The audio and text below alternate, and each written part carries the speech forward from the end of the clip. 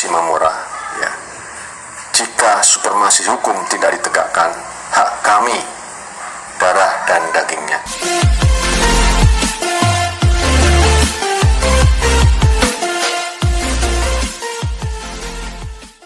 Ya, shalom teman-teman semua dimanapun kita berada pada saat ini. Kiranya kita semua tetap berada dalam keadaan sehat, dan apapun yang merupakan aktivitas kita sepanjang hari ini, kiranya Tuhan Yesus memberkati.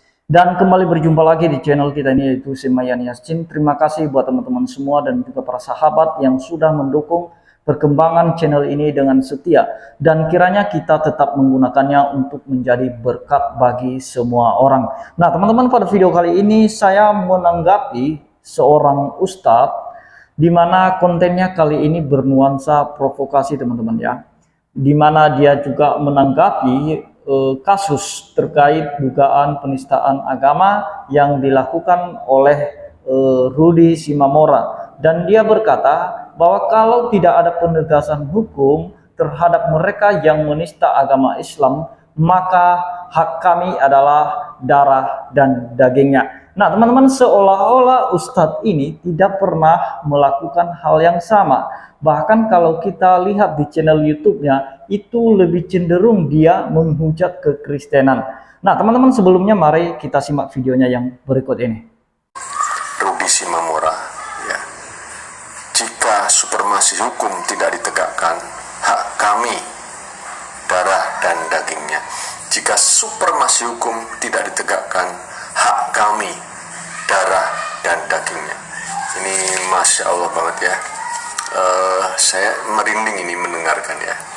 Inilah kira orang-orang yang memang benar-benar mencintai imannya ya, mencintai muslim, yang memiliki isah ya, yang memiliki muru'ah ya, seperti di dalam Al-Maidah ayat 50, surat Al-Maidah ayat 54 ya.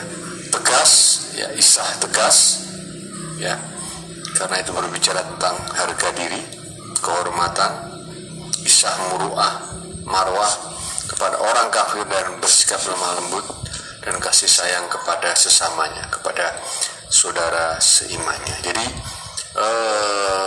ketegasan ini tentunya mempunyai satu alasan ya, mempunyai satu alasan, sehingga sekali lagi kita punya dasar, kita punya landasan untuk kita bersikap tegas dan mungkin cenderung keras ya kepada mereka yang senantiasa menghujat keimanan daripada Islam. Terus mereka membalikkan kata, bagaimana dengan keadilan? Tunjukkan dulu ayatnya ya, kalian kan sering senantiasa berbicara tentang agama kasih ya, tampar pipi kanan kasih pipi kiri, tidak membalas kejahatan ya, mengampuni jangan pendendam. Tunjukkan. Jadi sebetulnya ya nggak lucu saja, lucu ketika sekali lagi bahwa kalian menuntut hak yang sama. Secara hukum sekali lagi benar, tetapi secara nilai keimanan ya ini hanya guyonan aja. Nah jadi itu dia videonya teman-teman ya.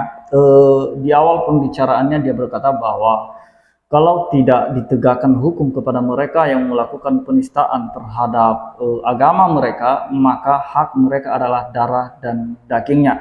Nah teman-teman, saya kurang tahu apakah seperti itu ajaran yang diajarkan kepada mereka, atau seperti itu kah kitab suci mereka mengajarkan bagi mereka hal-hal tentang kekerasan.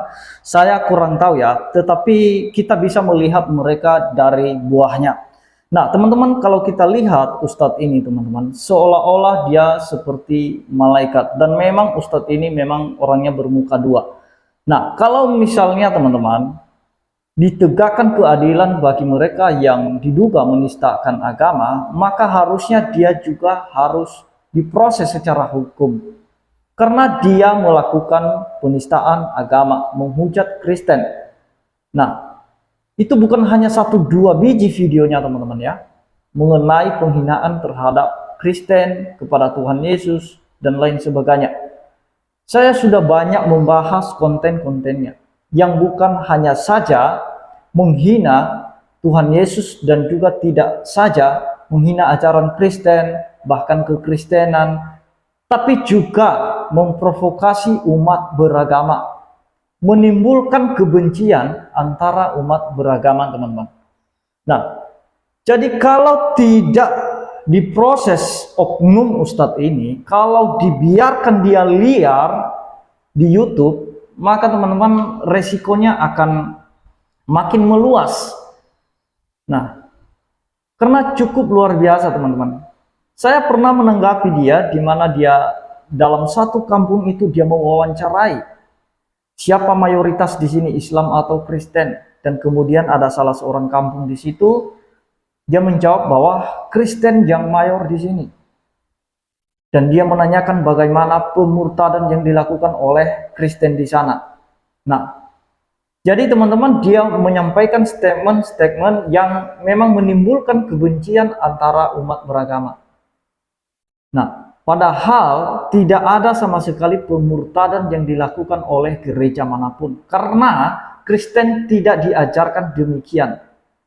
Yang diajarkan kepada Kristen itu bagaimana orang-orang yang percaya, yang sudah menerima Kristus, yang sudah menjadi murid Kristus, bisa menyampaikan Injil kepada mereka yang mau mendengarkannya, yang mau membuka hatinya. Tidak ada dipaksa, apalagi memberikan suap-suapan begitu, disogok dengan sembakau. Tidak, teman-teman. Tidak demikian cara Kristen ya untuk menyebarkan Injil. Tidak demikian. Nah, kemudian teman-teman, dia berkata tadi bahwa kita punya landasan atau punya dasar, itu katanya tadi. Kita punya landasan untuk bersikap tegas kepada mereka yang melakukan penistaan agama. Khususnya yang menista agama mereka. Bahkan kita lebih cenderung bisa keras terhadap mereka. Nah, yang artinya teman-teman bahwa mereka siap untuk melakukan kekerasan bagi mereka yang diduga melakukan penistaan agama. Nah, inilah seperti malaikat dia ngomongnya, teman-teman ya. Seperti tidak pernah melakukan kesalahan dan tidak pernah menghujat, tidak pernah menghina, tidak pernah menista. Seperti itu modelnya orang ini, Ustadz Agustan ini. Nah, jadi dia berkata bahwa kita punya landasan, kita punya dasar. Seolah-olah orang Kristen tidak punya landasan untuk bersikap tegas kepada Ustadz Agustan ini. Seolah-olah orang Kristen tidak punya dasar untuk bersikap tegas terhadap Agustan ini. Tetapi orang Kristen tidak mengajarkan tentang kekerasan. Nah, bagaimanapun kamu menghujat, menghina kekristenan, ya terserah.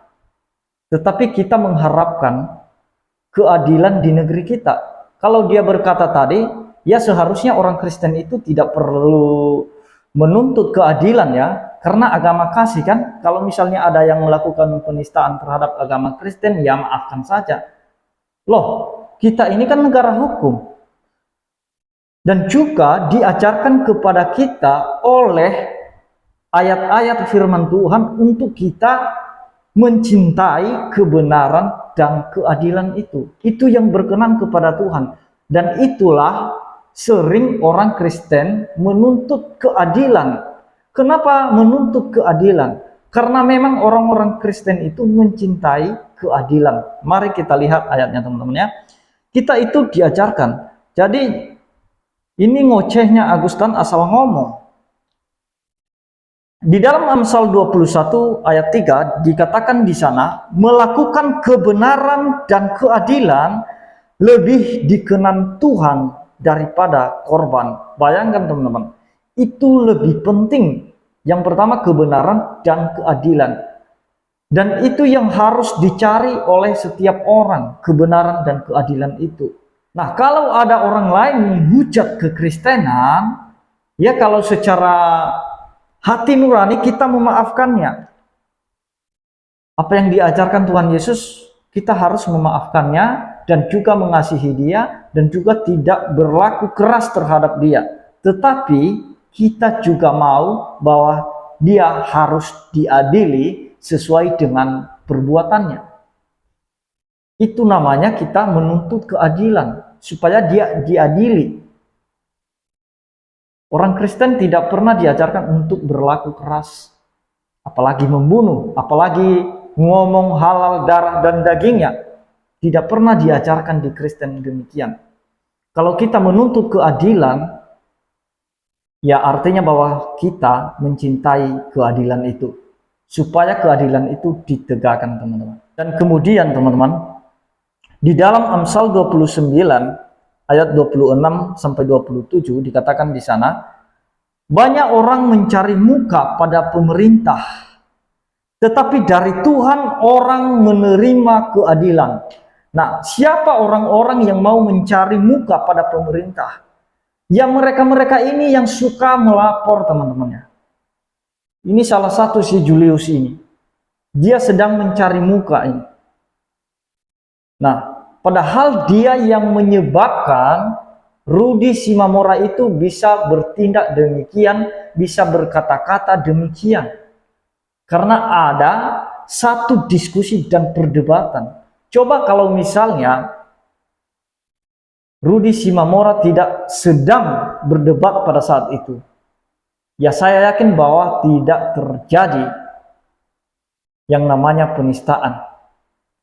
Nah, tetapi karena ada penyebabnya ini. Nah, itulah mereka, salah satu Agustan ini, sedang mencari muka. Mau hukum ditegaskan kepada mereka, atau ditegakkan kepada mereka yang melakukan penistaan agama terhadap agama mereka. Nah, padahal mereka sendiri melakukannya. Ini cari muka orang-orang yang demikian, teman-teman. Seperti yang disampaikan oleh firman Tuhan. Mereka mencari muka pada pemerintah. Tetapi dari Tuhan orang menerima keadilan.